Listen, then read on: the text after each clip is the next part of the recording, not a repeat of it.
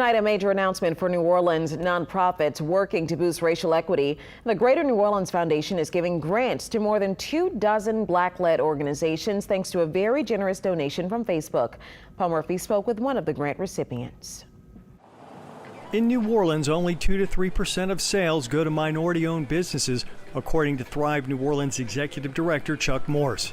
He says they face many more obstacles to success. Whether it's not being able to get loans, not to be able to get contracts, not being able to get into the door to have a conversation with a potential client.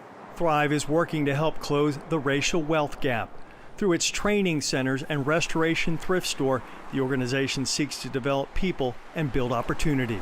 Affordable housing is part of our paradigm. We have a community center in the 9th Ward.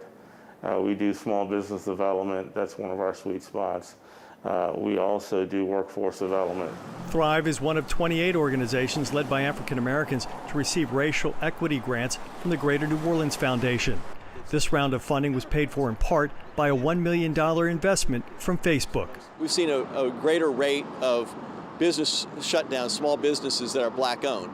Well, Thrive NOLA, one of today's grantees, is working to address that. Our jobs is to help the people we train be the best they can be.